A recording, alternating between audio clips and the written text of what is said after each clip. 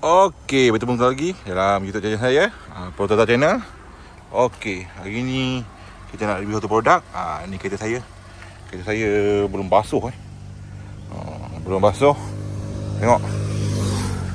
Kotor ni. So, hari ni kita nak review satu produk. Okey. Ni produk ni. Okey, jom kita unboxing. Saya setting kamera jap. Okey, kita unboxing ya.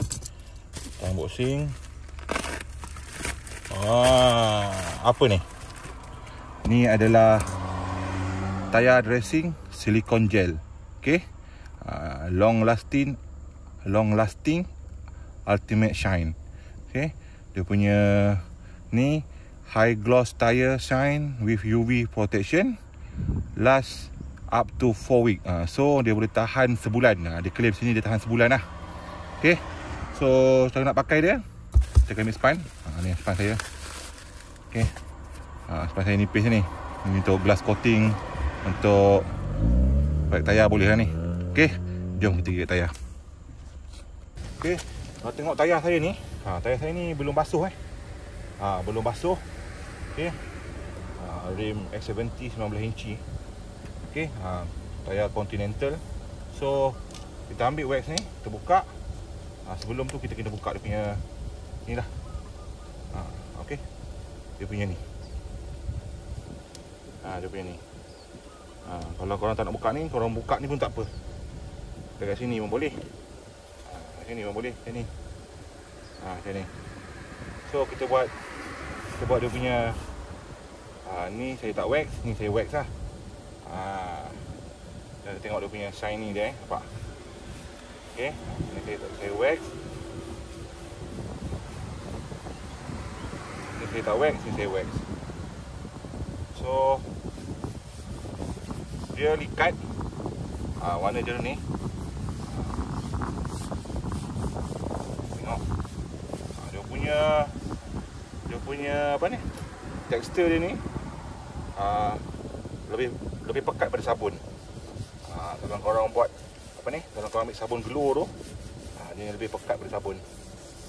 Okey. Span korang sapu lah macam ni. Okey. Saya akan buat separuh tayar ni. Saya akan buat separuh tayar. Lepas tu kita pergi car wash. Kita basuh, kita tengok. Dia punya hitam ni ada lagi ke tak? Maknanya dia baris air ke tak? Okey. Kita akan basuh kereta ni sekejap lagi. Kita tengok dia punya wax ni still ada lagi ke atau dah hilang. Sekejap lagi dia sabun kan. Dia sabun. Kita tengok. Okey. Kita buat separuh tayar ni. Ni belum wax, ni dah wax. Sampai situlah. Situ saya tak buat. Saya buat separuh tayar sahaja. Okey. Jom kita pergi car wash.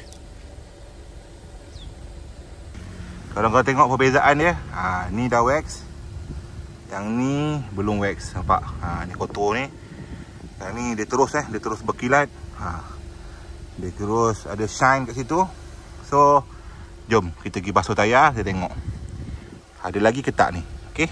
Nanti saya akan buat perbezaan UV tayar shine ni dengan wax biasa kat tayar sana lah. Okey. Kalau korang tengok, yang ni tayar depan Tayar depan saya tak letak wax lagi. Okey. Yang ni rak tayar belakang. Ni sebelah sini saya tak letak wax. Sebelah sini letak wax, nampak? Dia jadi macam kalis air. Ni. Okey. Perbezaan dia. Korang nampak kan?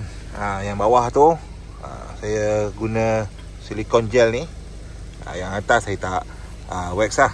Okey, korang bezakan dengan kedai car wash. Kedai car wash yang buat. So dia macam ada dia bukan yang baik punya, yang baik punya, nampak? Dia macam ada kesan-kesan dia tu kan. So tadi pekerja car wash tu, saya dah suruh dia basuh ni. Kalau korang tak percaya, saya insert video.